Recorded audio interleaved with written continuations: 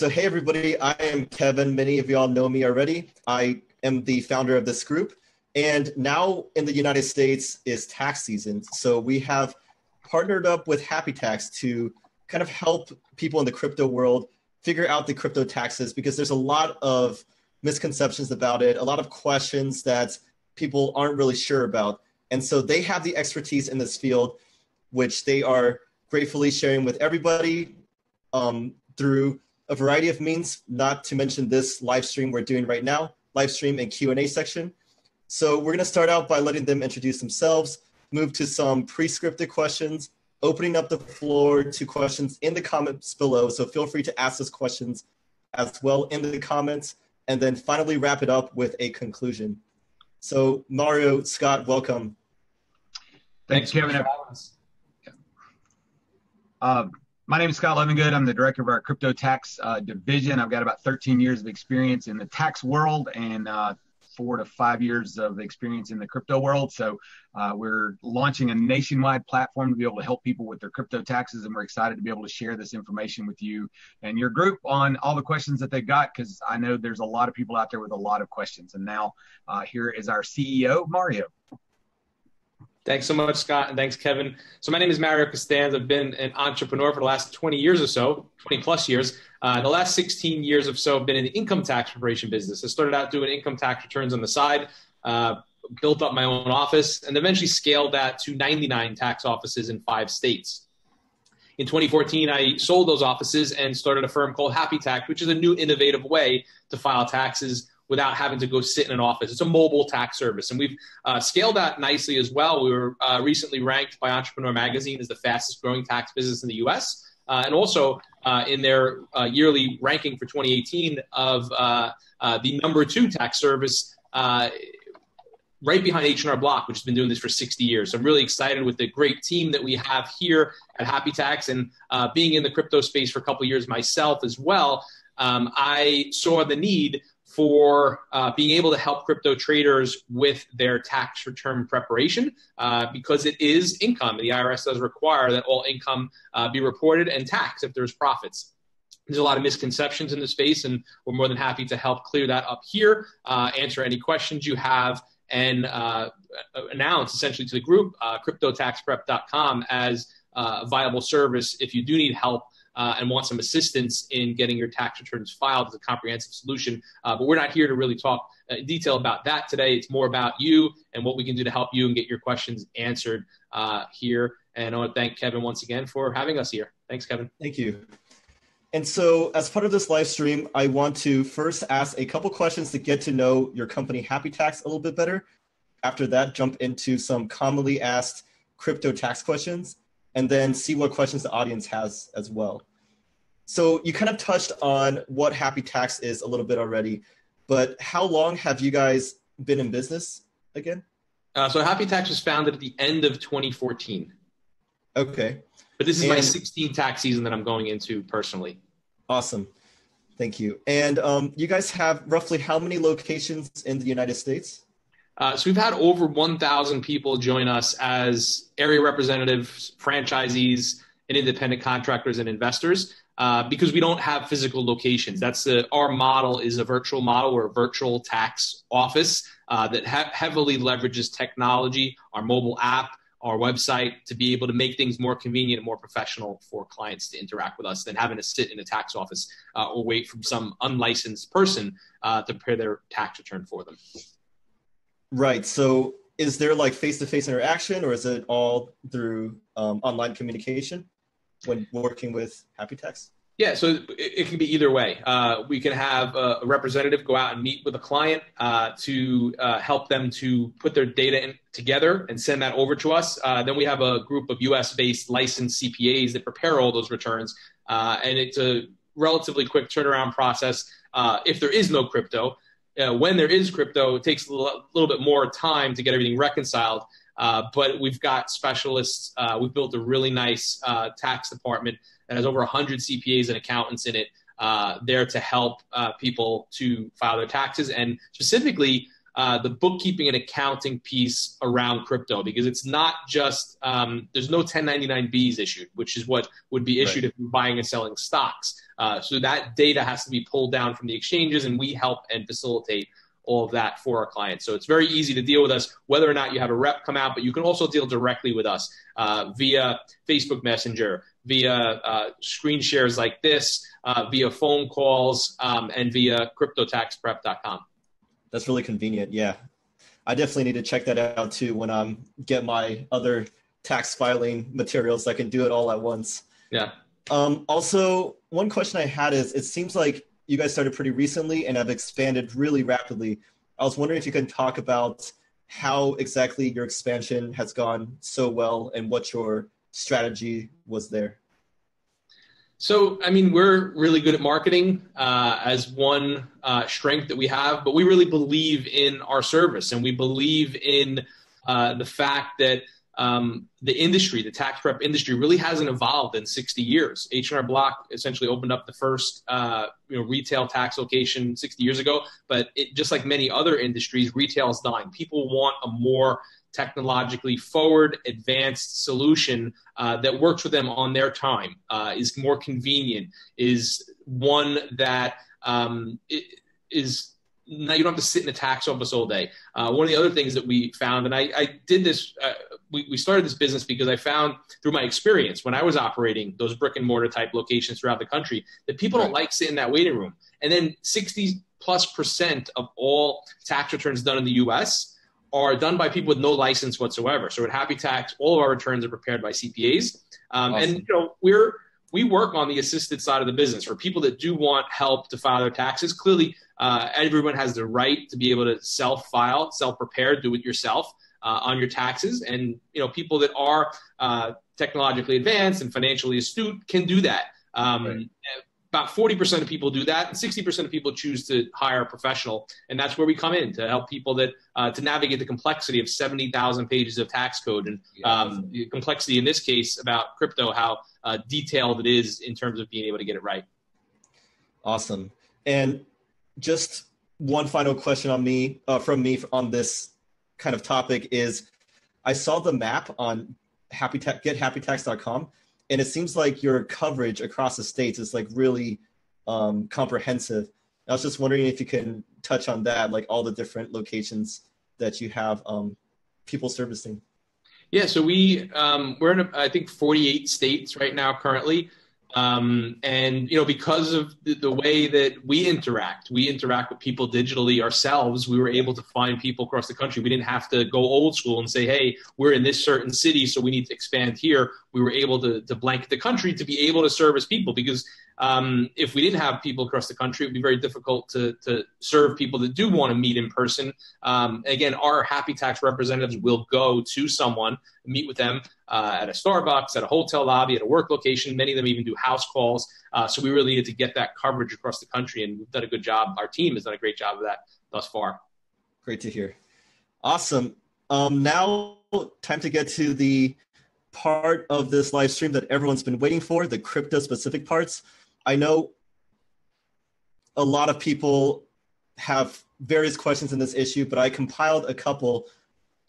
So the first one is, does the IRS consider cryptocurrency as property? And if so, why? So yes, they do. In 2014, the IRS issued a notice that gave the IRS's position.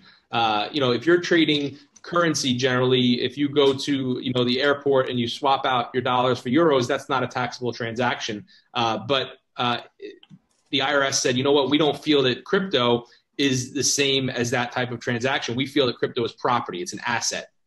So they issued this guidance.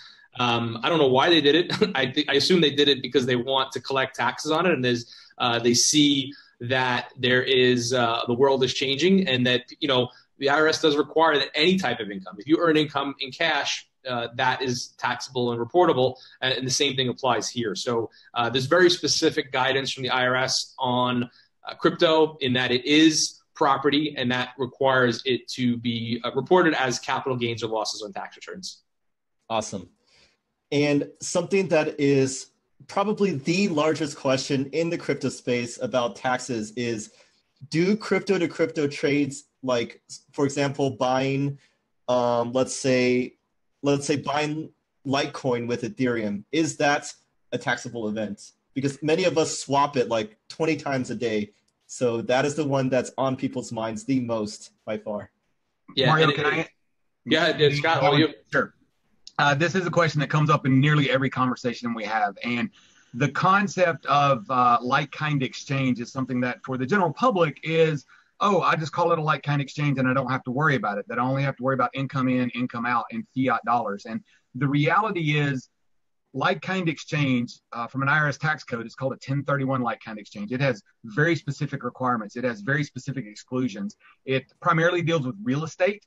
Everybody's confused because the new law in 2018 was changed, right? So, oh, now it doesn't apply, and it did apply last year. Well, the reality is that it never applied. It never happened to apply to cryptocurrency because the definition of currency being intangible property, the rules and regulations that go with the 1031 like-kind exchange, everybody thinks it's a headache to try and keep up with tracking every trade and every coin swap. If you realize the paperwork that had to go with it, it's a 2-page form that you have to fill out for every single like-kind exchange. They have to go through a qualified intermediary in most cases. Domestic to foreign does not count. If you go from a coin that was primarily for financial transactions versus smart contracts, they would be disqualified, even if coins in general qualified. But cryptocurrencies, as a general rule, don't. Over the last 3 weeks, I've talked to 60 CPAs, tax lawyers, enrolled agents who have a specific expertise with the IRS agents, and presented my position to them and asked on coin-to-coin swaps, do they qualify for like-kind exchange, or are they treated as if you traded a stock of Amazon for a stock of Microsoft? And in every one of those cases, they've said the same thing. That swap from one to the other triggers the taxable event, and you have to calculate your capital gains or loss at that time. I realize that nobody wants to hear that is the unpopular position, but that's the reality of it. Even if you don't go back to fiat dollars, you may have a taxable gain or loss that you have to report taxes on. You have a tax responsibility as a U.S. citizen to report that. And if you don't, the fines and penalties for doing that can be pretty heavy. The IRS is not a group that you want to play around with. Their criminal division has over a 90% conviction rate and over an 80% incarceration rate. So if you go up against them on a criminal side, you generally lose what you have and you end up in jail. That's not the set of odds that I want to go with. And the software to do the trade for trade is a lot easier to handle than the paperwork to do like-kind exchange. So be thankful they didn't qualify for like-kind exchange.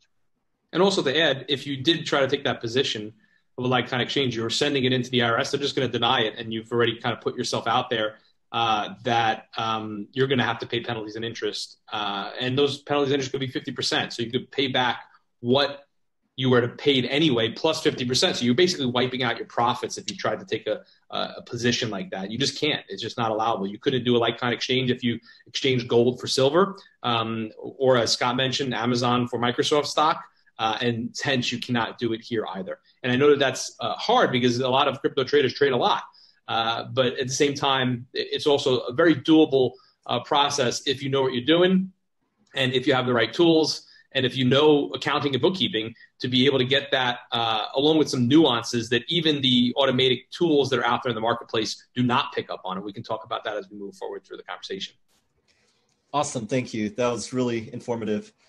I think on the kind of on a side note of this is if we're not traders, if we're not crypto traders, crypto taxes can still apply to us in a variety of ways. Like how would it affect us if we got paid in cryptocurrency from our company? So the same way it would affect you if you got paid in fiat. If you are doing side work, side gig, self-employment, you have to pay, you get to reconcile that on what's called Schedule C on your tax return, and you have the ability to take some expenses against that. But there's also not only taxes, but self-employment tax on income like that. And that's basically the IRS's way of getting Social Security and Medicare from people that are self-employed, unlike people that are getting their money on a W-2 where it's automatically withheld. Awesome. And I know we also have a lot of miners, like cryptocurrency miners, who buy their own hardware and get a lot of Bitcoin or Ethereum. How does this affect them? Yeah, so if you're mining, you will claim that also on your Schedule C. And you can write off some of that equipment. In some cases, you can write off the entire amount. In some cases, you'll have to depreciate that equipment, and you can write off your other expenses that are directly related to the mining. And it's very intricate on what you can claim and what you can't claim. In many cases, it's case by case, depending on the type of operation that you're running. And, that's, on a specific basis, if anybody had any questions, we'd be more than happy to answer them here. But you would need to talk with your tax advisor or do the true hardcore research to find out what you can and can't deduct in those scenarios. Awesome. Another question I've seen come up is kind of related to the Coinbase news on how they're handing over information for people over 20K in trades. And some people are like, I'm not even close to that. Do I even have to worry about it? And so if you could touch on that, why it's important to claim gains, even if you have like way less than 20K. Yeah, so the IRS sued Coinbase, for those of you that don't know.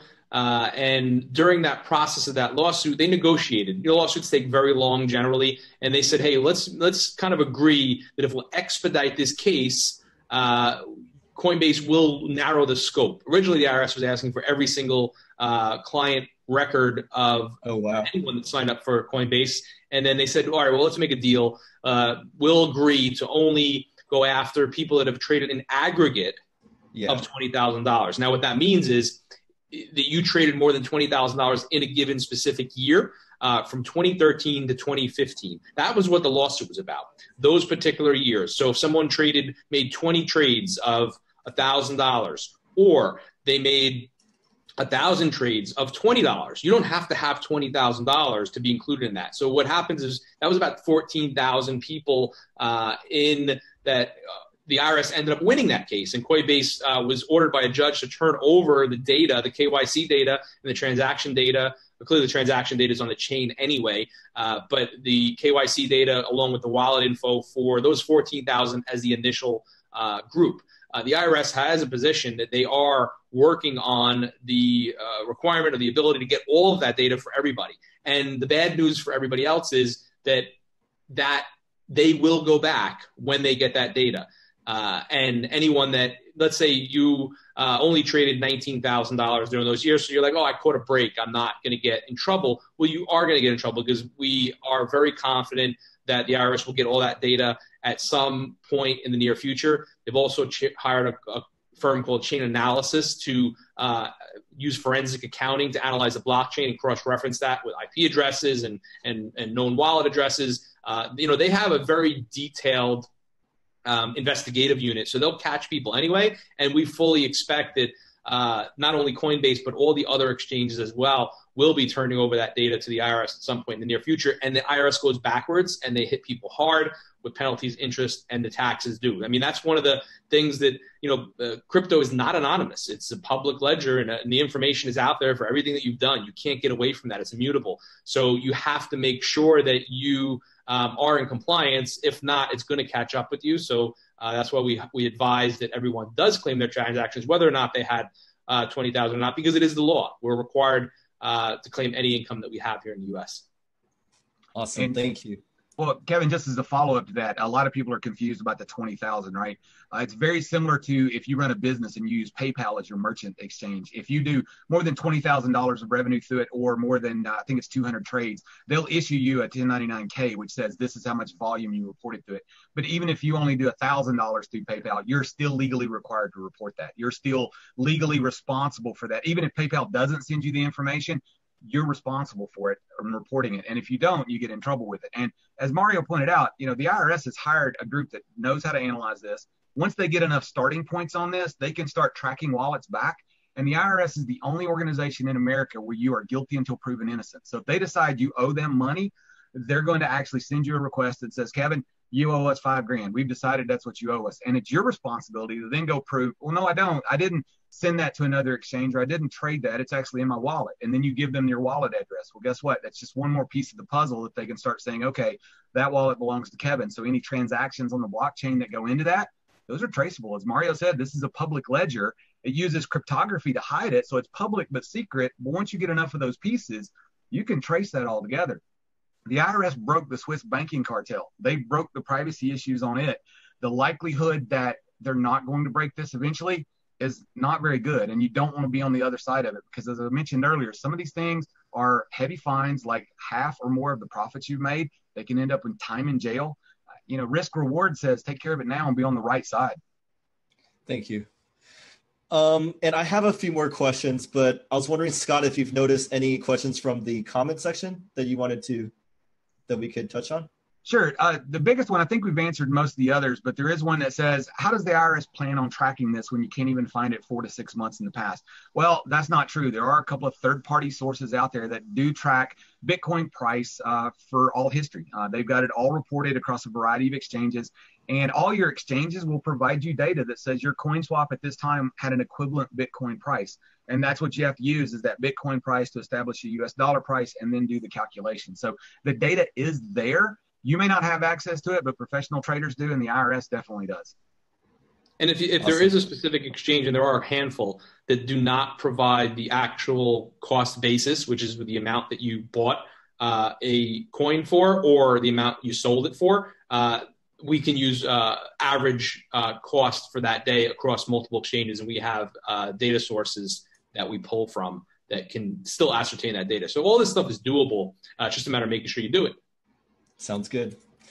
Okay, 2 more questions from my end to wrap up this crypto FAQ segment.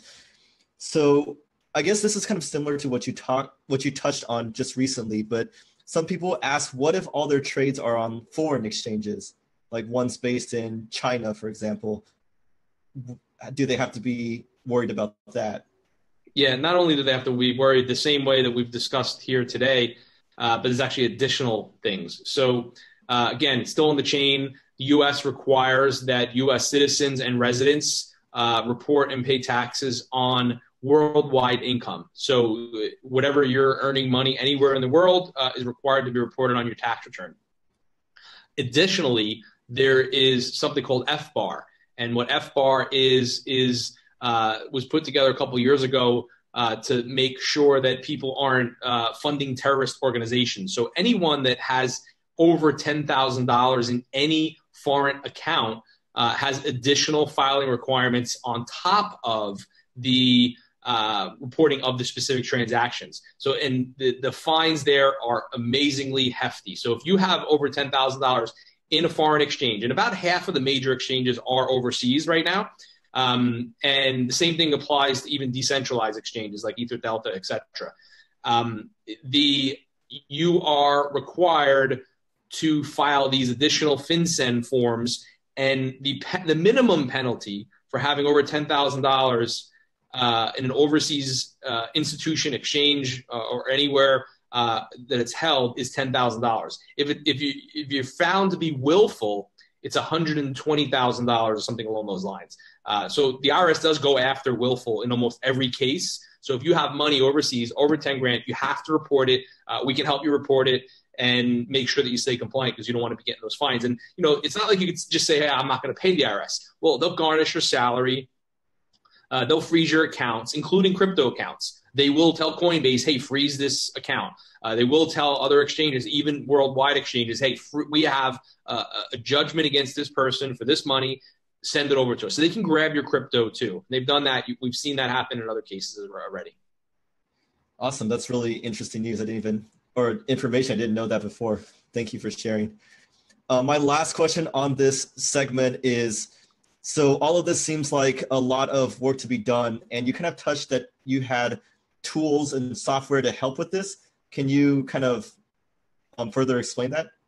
Sure. So right now there's 2 major tools that are out there in the marketplace that you can use to do some of this crypto bookkeeping. What they do is they pull down data from APIs or permission exchanges to release the data, or sometimes you have to pull in a CSV from all of your exchanges, and they basically put together the trades in a format that can then be put into your tax return to report all those trades properly. And we've got traders that have tens of thousands of trades that we've helped to reconcile. Now, there's nuances to these tools. And the big nuance is that, let's just use an example. you started with crypto and you put money into Coinbase. And then you say, hey, I want to get access to other coins. Coinbase only has 4 coins right now. Clearly earlier in the year, they only had 1 or 2.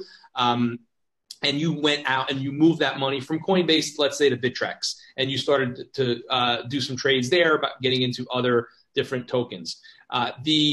What happens is the tools and Coinbase and any reporting that is automatic will account for the money that you move from your wallet to your other wallet as a sale. So there's manual accounting that has to be done on every single client that we work with. It's never just a matter of set it and forget it. Let me use this tool, and all of a sudden everything is going to reconcile properly. So you have to kind of go with what you know as a starting point, and then manually tweak it. And our professionals help handle that for you. You can clearly go out and research it, but the 2 tools are, and we've got high-level relationships with the CEOs of both of these companies, is cointracking.info and bitcoin.tax. They're both great tools.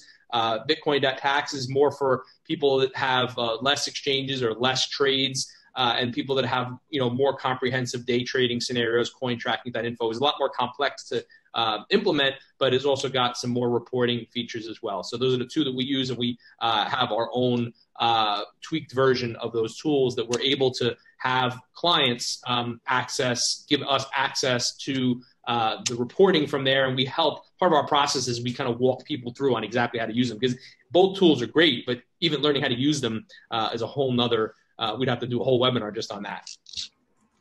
Definitely.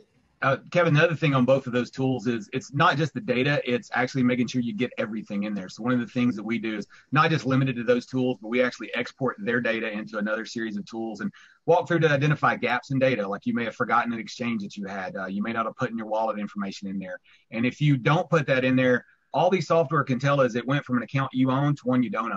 And as soon as that happens, it makes the assumption that that was either a sale or a transaction and triggers that capital gains.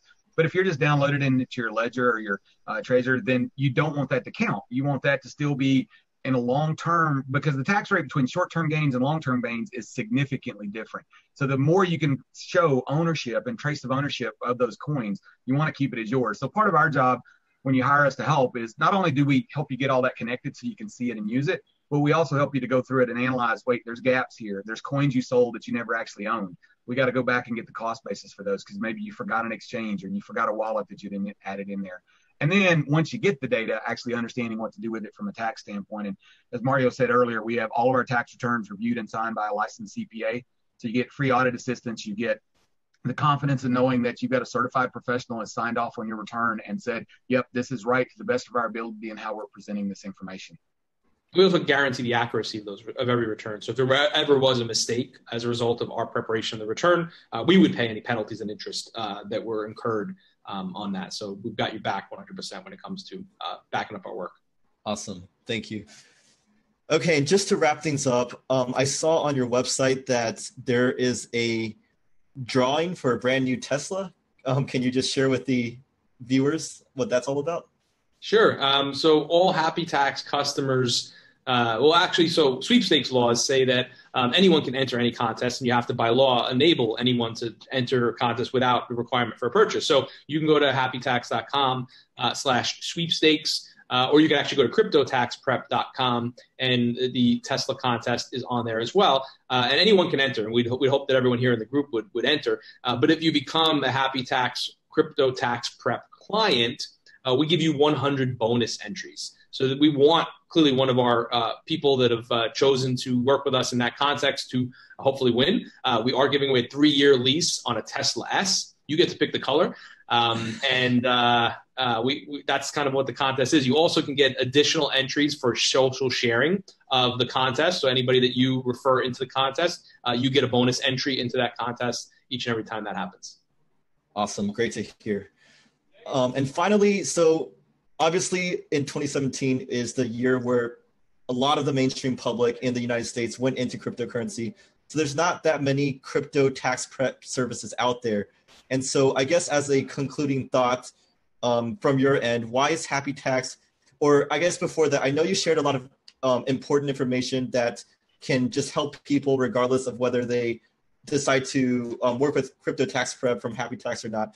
but why should people consider Happy Tax as the company to go to for filing cryptocurrency taxes as well? Well, I would say first off, because we have been in the space ourselves for a number of years, so we know kind of what's out there and what's happening, and have kind of shared in the growth of the space, and it's really exciting to be part of that. And the next thing I'll say is that we're really the only national company. Our competitors, the traditional competitors, barely know what crypto is. There are a number of really great independent providers out there that might be CPAs, they might not be CPAs. There's a couple dozen providers out there that are basically like one man or one woman shows, and they do have some expertise in crypto. Most of them are either charging a whole lot more or not taking on new clients because they're so busy. We built our company, and I've always in my entrepreneurial career built companies for scale. So we've got over 100 plus people ready to help all the traders, and it's 15 million people on Coinbase alone. So we're continuing actually hiring additional staff because the demand is there, and looking forward to helping people to stay compliant, not get in trouble, and continue to stay focused. I'll also say, kind of on a side note, paying tax is a good thing. It means you're making money. If you're not paying taxes, it means you're not making money. So I love paying taxes because it means that I'm making more money. So it's actually a good thing, and we would hope that everyone kind of don't get freaked out about, I got to pay taxes. It's a percentage of what you're earning, and if done properly, it could be minimized. There's a lot of advisory stuff. Our solution is not only tax prep, it's the bookkeeping, it's the accounting, it's the tax prep of the entire tax return, not just the crypto part. So if you have whatever other income or deductions or credits is all included in the solution. And then there's advisory. So if you need to touch base, if you maybe need to do estimated payments to avoid any interest or penalties, if you're making more than $1,000 that you haven't withheld taxes on, you have to pay quarterly. So if you're making money on stuff like that, and by the way, I don't know if this question came up, but it's a very important one. If you're holding your crypto and you haven't sold it, or you haven't exchanged it for another coin, there's no tax reporting requirement. So if you just bought Bitcoin or Ethereum or you name the coin and you're still holding it, you don't have to do anything until you sell it. So that's one of the benefits of that. But you just need to stay compliant, stay out of trouble. We're here to help, and we love the opportunity to earn people's business. And with that, even if somebody doesn't want to use us, hit us up, let us know what we can do to help. We're here for questions and whatever we can do to help the community. Awesome, thank you. And with that, this concludes our live stream Q&A. I wanted to thank everyone who joined us live. And if you weren't able to catch us live, you can also watch this after the fact. So please do that. And as I mentioned at the beginning, we have a special tax group on Facebook. It's facebook.com/groups/crypto tax support. And so you can find that in our linked groups up top on the Facebook group as well. And with that, I just want to thank Mario and Scott for taking the time out of their busy days to do this event.